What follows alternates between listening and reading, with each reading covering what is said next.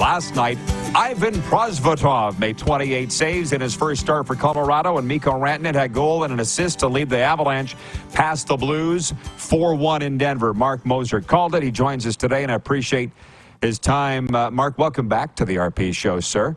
How'd the game go last night, aside from everybody can see the score, but how was it to call, and what was entertaining about it? I thought it was a pretty good game, Rod. First of all, let me say this. I'll come on your show anytime if you can give me a ride on that boat that I saw. I'll come down there. I'll fly down to the FLA. I just want to get on that boat. Deal. There's something about it. Looked awesome.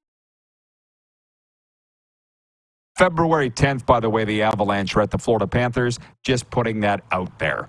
Perfect. Yeah. It was really good. It was, Prosvetov hadn't started a game since last season with the Coyotes, and the Avs just picked him up October 9th on waivers from Arizona. And so we'd seen him working hard in practice. He got a little relief time this past week as the game was out of hand.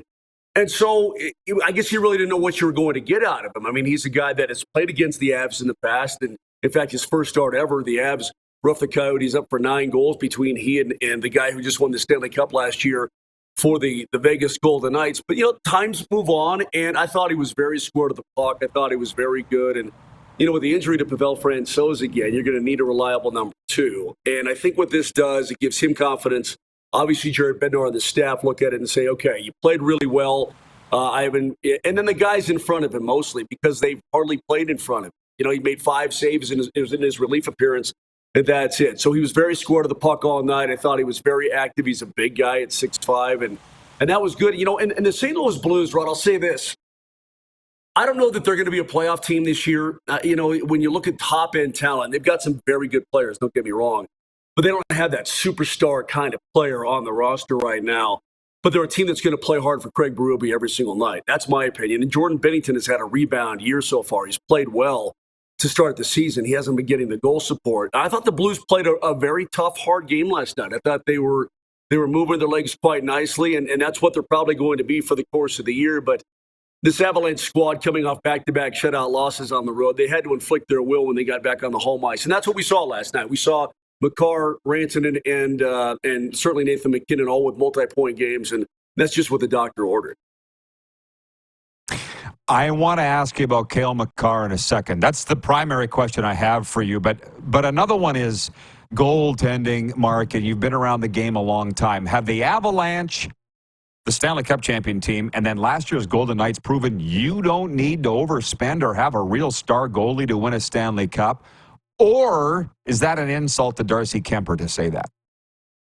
Well, I guess a little bit it would be, because Darcy played pretty darn good, Rod. But I've been saying this for the Avalanche and probably that way for the Vegas Golden Knights.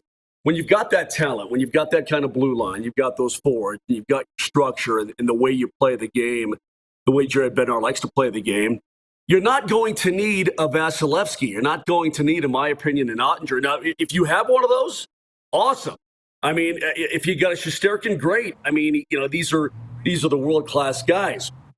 But you just need your goalie to be pretty good, pretty darn good. I mean, you don't have to be all-world every single night. You don't need to have a 178 with a 943 save percentage. You just need to keep it steady and make saves when you need to. Make the big saves when you have to, because you're going to get plenty of goal support.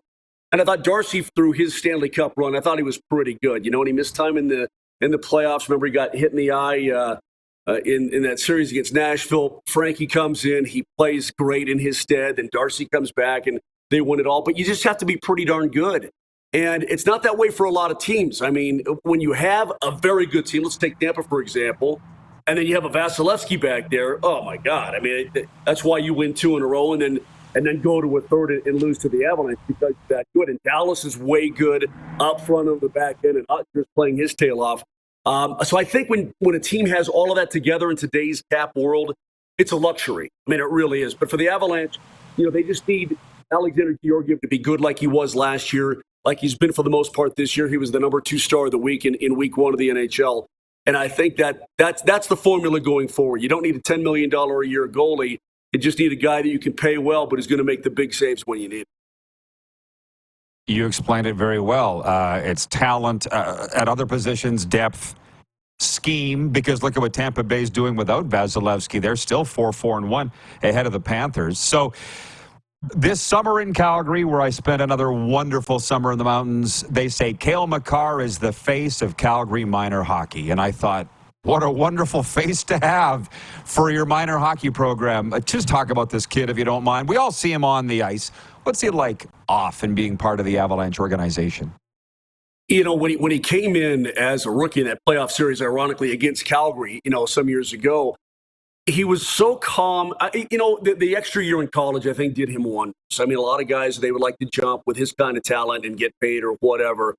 And he said, I told UMass I'm going to play a couple of years here, and that's exactly what I'm going to do. But it matured him as a player. He came in as a mature guy. His game was mature. His brain was mature.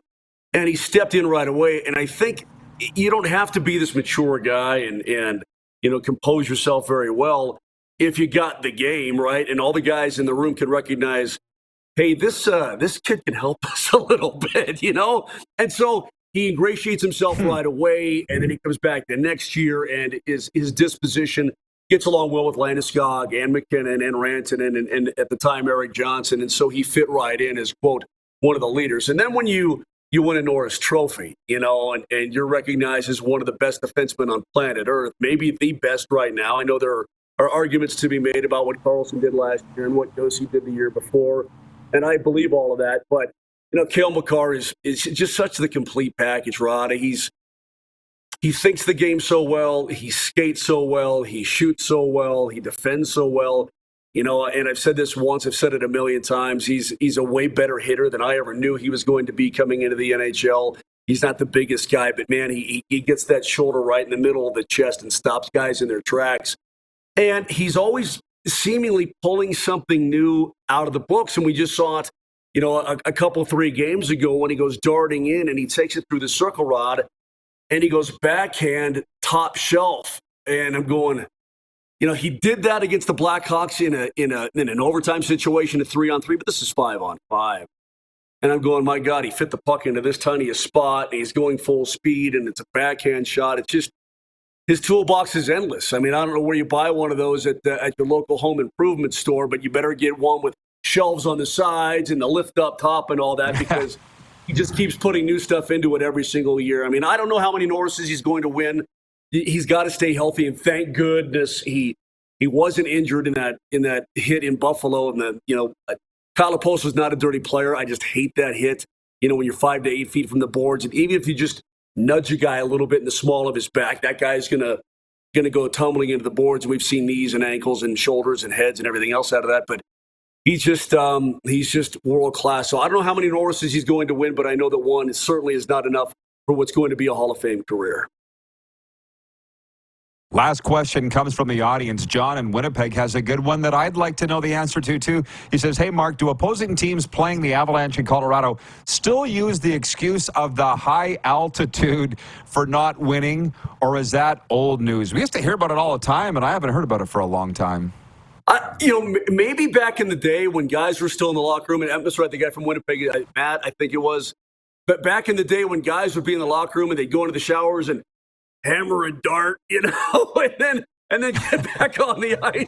Way back in the day, these athletes are so fine too. Now you will see it over at Broncos games. You'll see guys in the sideline doing one of these, and every now and again in the NBA, but for the NHL, no, it's not used anymore at all. I mean, these guys are. I don't even know how they do it. I mean, what do they take? 2 weeks off in the summertime, and they're right back in the gym, and their cardio's off the charts and all that. It's just the Avs exploit. What works for them, but they're an awfully fast team, an excellent transition team, excellent puck possession team. And so you put all that together, it doesn't matter if you played on the moon or you played at sea level or here at altitude. These guys are fast, they're going to fly, and it's going to be up to you to keep up, or at least try to get as ugly as you can in the neutral zone and slow them down, because if you don't, you're going to pay the price. Love the answer. Mark, I love talking hockey with you. I appreciate the time. We will see you February 10th. The only reason I remember that is it's a special date to me, and I had to look up that the Avalanche were here that day. So we'll see you then. Enjoy the hockey between now and then, Mark. Thanks for the time. White Kingdom for a ride on that boat, Rod. Whatever it is you want, you got it. I'll see you on the 10th, buddy. Write it down. Marc Moser, the voice of the Colorado Avalanche.